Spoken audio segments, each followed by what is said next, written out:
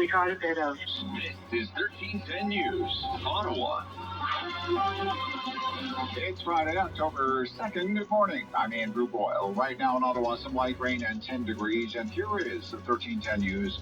Top story. American President Trump, his wife Melania, in quarantine at the White House after testing positive for COVID-19 last night. Trump's stunning early morning tweet plunged the U.S. deeper into uncertainty a month before their presidential election. Our Prime Minister and other Canadian political leaders are wishing the President and First Lady well as they battle COVID-19. The latest now from 1310 News, Parliament Hill reporter Cormac McSweeney. Federal leaders reacting this morning. Prime Minister Justin Trudeau sending out a tweet saying Sophie and he send their best wishes to President Trump and Flotus, adding, "We hope you get well soon and have a full recovery from the virus." The Trudeaus know this matter firsthand, with Sophie Gregoire Trudeau contracting the virus in March, forcing the Prime Minister into quarantine as the country went into lockdown. He was able to fulfill his duties in isolation, but never contracted the virus. Another person who knows the struggle firsthand is Conservative leader Aaron O'Toole, who just recently left quarantine after a positive test. He's also wishing President Trump and Melania a speedy recovery. NDP leader Jagmeet Singh doing the same, adding, "No one deserves to get sick. The virus has needlessly cost many lives. We can all do our part to protect ourselves and each other." Cormac McSweeney, Parliament Hill. Democrat Joe Biden is reacting to the news. The American president and his wife did test positive for COVID. Joe Biden writes on Twitter that he and his wife Jill are sending their thoughts to President Trump and the First Lady for a, quote, swift recovery from COVID-19. Biden adding, quote, "We will continue to pray for the health and safety of the president and his family." Biden squared off against President Trump at the first presidential debate on Tuesday in Cleveland. Both candidates practiced social distancing on stage, no handshakes, no mingling. Sources say the former vice president will be tested for COVID-19 this morning. Karen Travers, ABC News, Washington. 1310 News Time, 10:04. Health Canada has now received its first application for approval for a COVID vaccine. The application submitted by AstraZeneca in partnership with the University of Oxford. Health Canada officials will now be doing a rolling review of the vaccine data to make sure it meets the rigorous standards it has for approval. I'm Andrew Boyle, 1310 News. For news anytime, follow up online at ottawamatters.com. It's your time to talk back on the Ross Snow Show. Have your say at 613-750-1310. On a Friday free-for-all. And you know what that means. Wide open on topics. I have topics about what do you want to talk about? You know what I want to talk about, but it doesn't matter. What do you want to talk about? How do you think Trump's positive COVID-19 test will impact the U.S. election campaign 33 days to go? Should Ottawa's Elgin Street COVIDiots get slapped with $5,000 fines? There was an order passed by Dr. Etches, a public health order. Do what the COVIDiots did. You risk a $5,000 fine. I'm all for it. Get out the checkbooks, boys. Pay to the order of $5,000. Thank you very much. What do you think about the end of the runny nose standard? I think it's about time.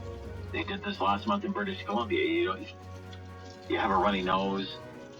Your child has a runny nose. You get sent home from school and told you can't come back until you have a negative COVID-19 test. They announced they're ending that yesterday in the province of Ontario. A step in the right direction, in my opinion. 750-1310. It's wide open. It's wide open. Anything else that's on your mind, let's get right to it. People are calling in already, and I love to see that. Heather. Good morning, Heather. Yeah, hi. Good Hi, Heather. morning. Can I play devil's advocate for a second? Devil's advocate. Go ahead. Yeah. Yep. Okay, Donald Trump and his claim that he has the COVID-19. His claim. His Okay. claim. I have not heard any of his doctors or anything come out and verify that he has it. Every word that man says turns out to be a lie. Every tweet, every word. So why has nobody from the medical community come out? You think he's I faking having COVID-19? I think he's lying about having it. Why would he do that? Okay, two reasons in my mind and my mind only. Okay. Okay. One, he wanted to have a massive rally in Michigan. The governor of Michigan said he would not issue the permit for it because Donald Trump would not require the attendees to wear masks. Okay. He's trying to save face for not being allowed to have that. Okay.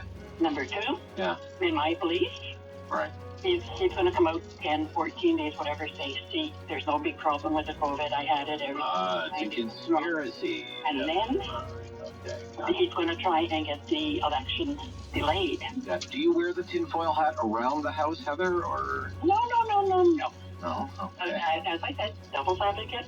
Well, may I read you this statement now? Sure. Sean Conley, physician to the president. This is by way of the Associated Press. Okay, because I've been watching the news and I haven't seen... Okay. I release the following information with the permission of President Donald J. Trump and First Lady Melania Trump. This evening, I received confirmation that both President Trump and First Lady Melania Trump have tested positive for the SARS-CoV-2 virus. The President and First Lady are both well at this time, and they plan to remain at home within the White House during their convalescence. And how many other times have there been that Donald Trump has written up the press releases himself and forced people to sign off on it? All right, so there's no convincing you, Heather. Okay, thank you. Thank you. Bye-bye. Bye-bye. Bye-bye. Yeah. Fake news. Hyder, good morning, Hyder. Good morning, Ralph. I'm okay, sir. We're off to a great start this morning. Go ahead. What's on your mind today? Yeah. PCR testing. I was listening to an exchange between Randy Hill. So PCR testing is the way they do it right now when you go line up, right?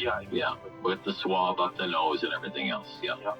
So Randy Hillier and the Health Minister had an exchange yesterday in the Legislature House about PCR testing. He was saying that Journal of Virology says that labs in Ontario are doing 38 to 45 cycles threshold for testing. And according to health officials at Health Canada, it's not supposed to be more than 25. Over 25, the testing itself becomes too sensitive and picks up other things, like other coronavirus, common cold, influenza, or whatever. I'm just concerned that the incoming season's coming full of flu and the cold, and this PCR test is going to pick up those. So the health minister didn't really have a direct answer to that. Like the PCR test, it just picks up viral particles. It doesn't recognize whole virus genomes. So that's the hard part about it. That's why you have false positives when you do it.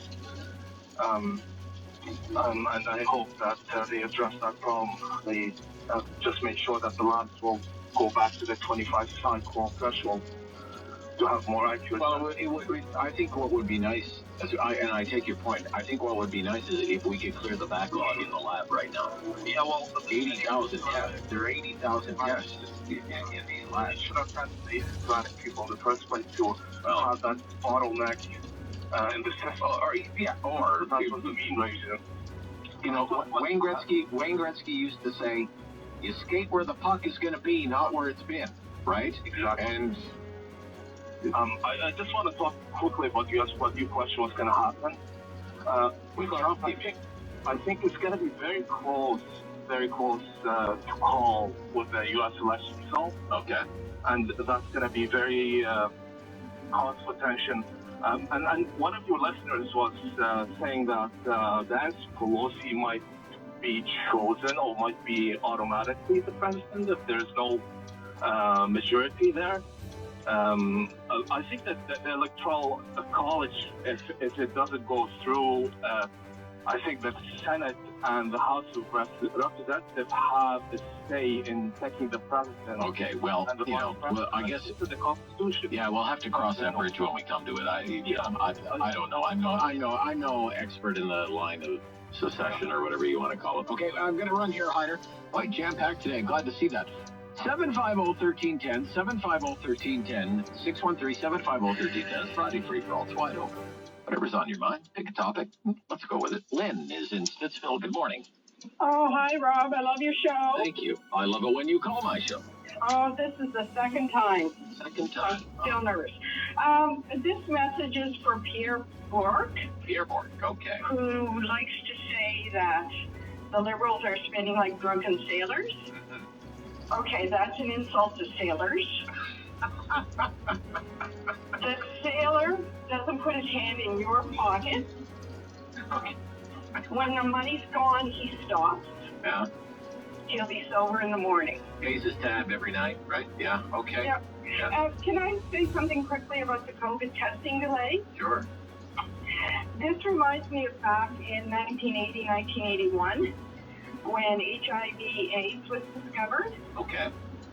Canada Blood Services insisted we had to have a Canadian test. The whole world was testing blood a year before Canada was prepared to. Wow. This resulted in the tainted blood scandal.